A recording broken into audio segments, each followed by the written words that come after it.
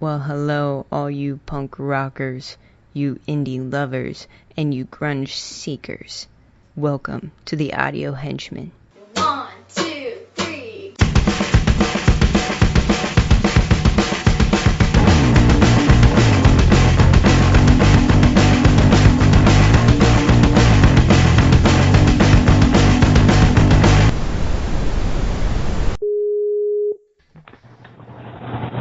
I'm just asking because I put on pants and everything.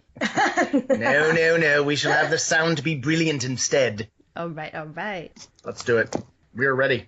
Well, hello. My name is Markiwi, and welcome to the Audio Henchmen.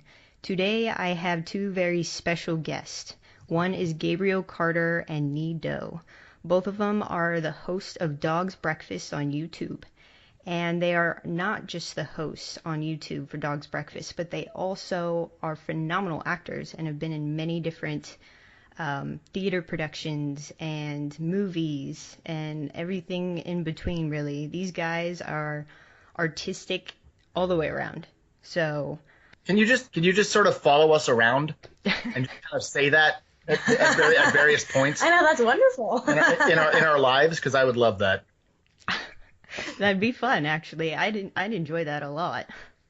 But yeah, introduce yourself, guys. Tell the audience a little bit about what you do and a little bit about Dog's Breakfast and how it came about, really. Sure. Well, I'm Gabriel Carter, And I'm Nee. and we have this web talk variety surreal show called Dog's Breakfast. We have a musical guest on. We have a guest on, and then between the two, we have these surrealistic segments that are interwoven in between, sometimes breaking the fourth wall and sometimes not. It's kind of an interesting format, I think. Well, I mean, a big part of the show would be about the name. The reason why we called it Dog's Breakfast is because we wanted to have the room to have anything and everything on it. And that goes from guests, all different types of guests, all different backgrounds, different types of music. Mm-hmm. And what we decide on for the surrealist segment is what comes out of the interview. Usually it's a mood or a theme that comes out of it, because the lucky interviewees have no idea what we're going to ask them until they show up. Yeah. Which I like a lot. And you guys always ask the number one question at the very end when you interview people: who is your favorite Muppet and why? And I always find that interesting. And why did you pick that one, to be honest? Well, I've just been a huge fanatical Muppet fan ever since I was a little boy. Jim Henson is a huge hero of mine. I think that there's kind of a spirit and a nature about the Muppets in particular that make them special and make them unique. And I kind of thought that our guests would think so too, for the most part, because most of our guests, at the very least, are creative and artistic, no matter what, whatever their particular discipline is. And sure enough, when we ask them that, we've gotten some really passionate responses. Yeah, and the beautiful thing about Muppets is that most people, it's a common name, everyone knows who the Muppets are, but you can really, when you ask that question, it can really sort out who really knows the Muppets versus who just knows the name. That's very true, yes. So it's kind of a trial by fire, really. Yeah. So you guys just got done with your first season, and Yes. you created a trailer, which, by the way, I really liked how you brought in all that and used the certain music to it. And Tyler was all knee. I was all knee. oh, very good. But for season 2, are you currently in production of shooting that? We are. We are, yeah. We're excited. I think, yeah. See, season 1. I think that if I were to describe it, I think season 1 was rollicking. I think that's the word I'm going to pick. What would be the word you would pick? For season 1, I felt like season 1 could have been broken up into almost 3 stages. Ah. Like the beginning, the first couple of episodes, It was they all had different feels to them. I think they all complement and complete a season, but I think if you were to you could easily break it down into 3 stages of development of us. Yeah, and you can kind of tell that in each episode how it's not just a certain style. It's very, very different. And I think that's what like captured me the most, and that's what's capturing the audience really too, is with the first season it wasn't really, I guess, planned. It just was creatively flowing. So each episode was kind of its own thing. Mm-hmm. Exactly. Yeah. Well, I'm glad it came off that way. Yeah, yeah, excellent. Certainly, the first couple of episodes were very much by the seat of our pants, and when we first came up with this thing, part of the place that it came from was wanting to be creative in a DIY kind of style without hundreds of cooks in the kitchen, because oftentimes with creative ventures, getting together with a whole slew of people, and certainly when technology is involved, it gets bogged down. At least in my experience, it's gotten bogged down, and I just really wanted to wipe all of that away, Mm-hmm. and just with a camera and with a very nominal sort of sound system, just start making calls and start building sets. Yeah, So, keeping it simple, I feel, has forced us to be even more creative in not just in our planning, but in our setups and has who we get and the style of surrealist segments, and because we are limited in a way. Mm-hmm. And I like how you guys always put in the description for each episode one take. mm-hmm. And I like that because most people, when they do the YouTube series kind of style, they want to like edit and make it perfect. And you guys just go one take, done, and then edit all the one takes together, and that's what you create, which I find is really cool and very indie almost, because a lot of people don't do that anymore. Well, thank you. And I got to say too, I'm 42 years old, so I sort of grew up on the very tail end of punk rock, Mm-hmm. and I've always loved and to a certain extent subscribed to that kind of ethos, and so I really did want it to be like that. I wanted it to be very, very indie and sort of the opposite of slick. Well, I think also with it being just one take, you really get the, for bands, you get a true essence of who they are with, and for interviewers, it's, they're unfortunately pretty nervous when we tell them it's only going to be one take. But I find that for the surrealist segments, it really is a huge testament to the acting involved, Mm-hmm. because it's almost like a theater production. It's like, here you go, the camera's rolling, we're going, and there's no editing. Yeah, and I'm very glad there's like people like you out there doing this with your creative energy, because people my age, we're so used to being stuck in editing and making everything look pretty and perfect that we kind of forgot the roots of indie and quote unquote punk and what it true was. So bringing this back, especially on YouTube, that's a huge like thing for my generation, is actually really, really cool. And I like to personally show people, oh, look, I just discovered this new band because of Dog's Breakfast. So I show them your link and they're like, oh, that's an awesome band. And and it also captures their imagination too with the short skits that you guys put into it. And it's actually easier to talk to people my age and be more creative when there's stuff like this still out there versus not at all. Well, that's awesome. That's awesome that you feel that way. And I got to say too, I mean, I do see things coming full circle from from back in my day, back in my day to this day. I think the fact that you appreciate this sort of thing and that it resonates with you says a lot. Just as like a little aside too, one of my favorite Shakespearean quotes is hoist by your own petard, and basically what that means is that your greatest strength is also your greatest weakness.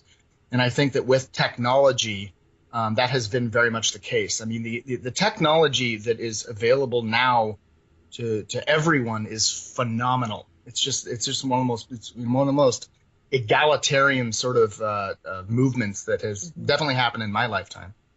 And that being said, that can also cripple people because, as you said, they get way too precious with with the technology itself and forget what the message is. Right. Mm-hmm.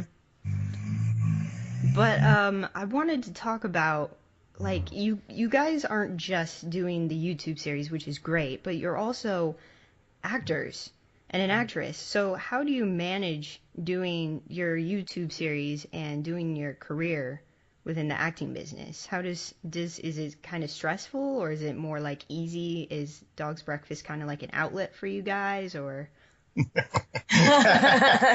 I'm gonna say yes. Yes to the latter. Well, I mean, Dog's Breakfast, it's a chance for us to exercise different creative muscles, right? Like, in a sense, like when we're acting, the script is given to us, there's a story already made. But when it comes to Dog's Breakfast, we're the ones figuring out the shots, figuring out the scenes, writing the story. The cast of characters, contacting the bands, contacting the guests. We're editing. We get to see a project from the start all the way to the end, So basically, yeah, we have a lot more creative control. When you're on a set with, 200 cast and crew, it's a different beast. Yeah, you go in, you do your job, everyone's happy, and then you go home. It's a lovely beast, Vancouver film industry, but we love it.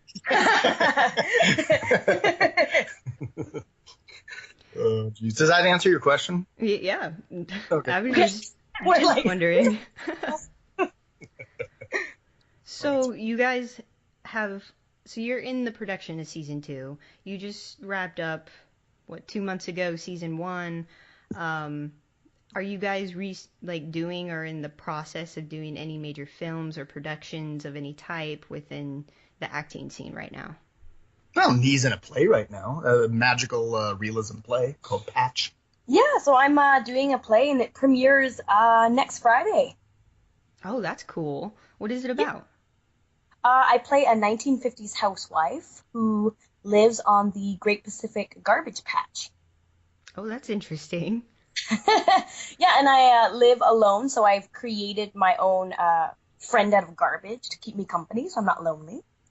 And the story starts when a character crash lands on the island, and I'm met with another person who I haven't seen in, I think, almost 100 years. Oh, wow. Yeah, so... Hey, don't I haven't said... Oh, right, yeah. I don't want any spoilers. I know, okay. I'm gonna go see this thing I know, next I week. won't, I probably... But yeah, I mean, like, that's been definitely a lot of rehearsals lately, and so I wish I could spend more time on Dog's Breakfast, but once this play is up and going, Dog's Breakfast is back on.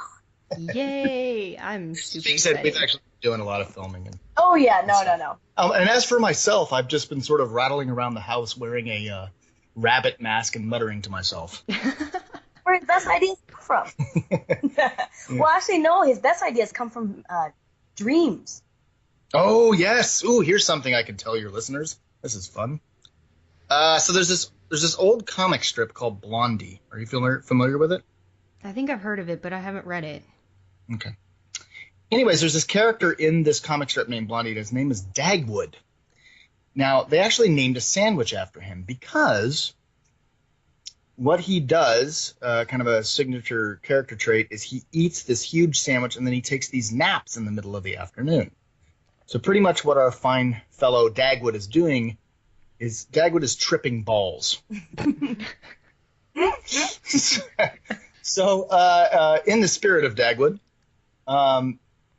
pretty much all of the surrealistic segments that I write and conceive are from lucid dreams. So that's very interesting. I've never really heard of anyone do that before, I guess, and use the lucid dreams that they have and put it into short skits, really. Mm-hmm.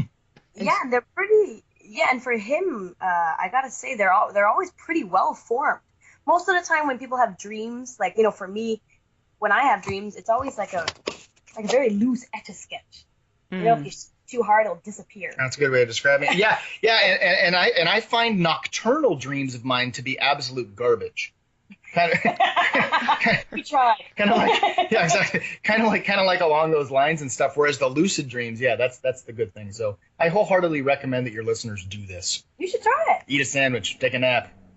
I might have to do that next time when I'm having like writer's block for something. Oh yeah, seriously, yeah, you should.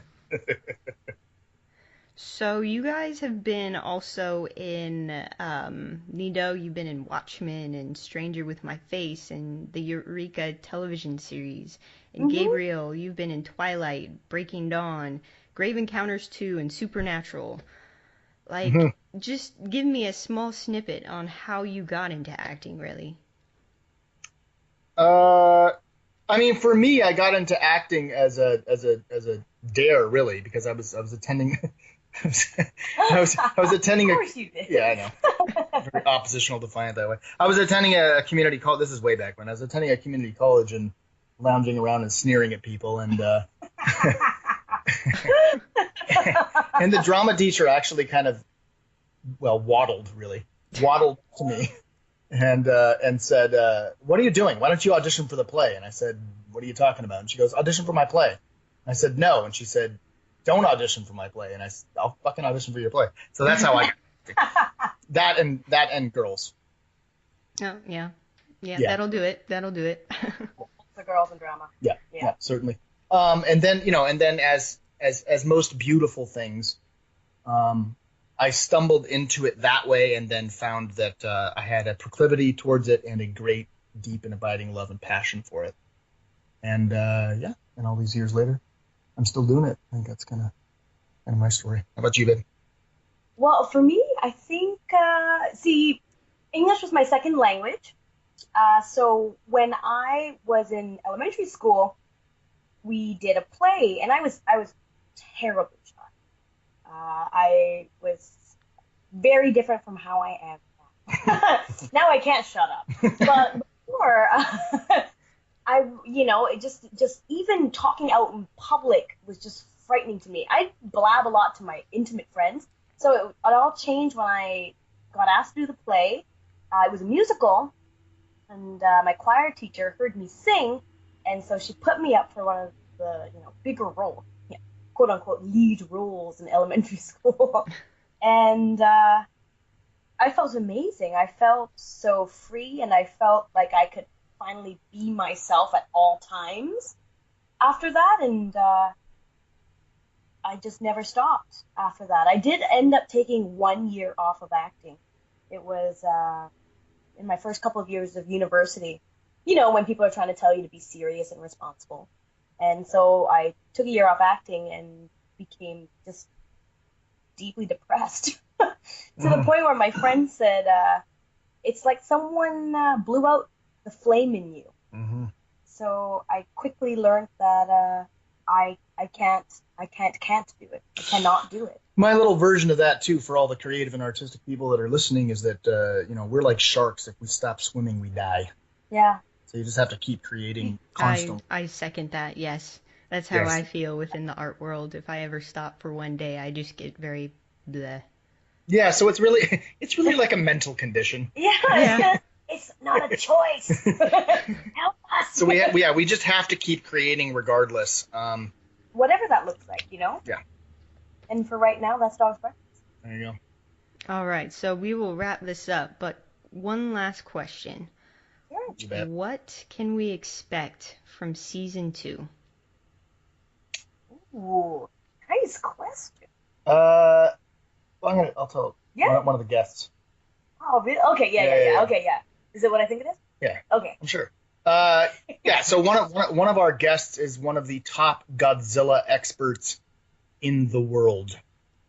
Ooh. This guy, right? This guy is a Godzilla savant, and it's pretty remarkable to hear what he has to say. Oh, wow. So there's my little spoiler for season 2. There's a little teaser. Yeah. How about you? Oh, we're both gonna share one. Well, I think so. Yeah. Oh, that's very generous. I was like, there's your one. Our season 2 spoiler is that we're both going to be in it. No, wait, that sucks. That's not. I think we are being a bit more adventurous when it comes to with bands now in how we shoot them. So we're trying something different for this season, and I'm not going to say what, but because I think before everyone shot in studio. Yeah. So I think this time we're going to try to steer away from in studio. Ooh. There we go. We have no helicopter shots. So it's somewhere between not having helicopter shots and in your mom's basement. Somewhere in between that. That's a nice combo right there. Oh, there you go. Well, let the audience know where they can find you. Like YouTube for Dog's Breakfast or... Yeah, so our YouTube channel is youtube.com/user/dogsbreakfasttv. Our Twitter handle is @dogsbreakfasttv. Or you can find us on Facebook at facebook.com/Dogs Breakfast TV. This is great. Nee just put on her public relations voice. It was like cooking with Nee Dough. That's a little aside to the first season there.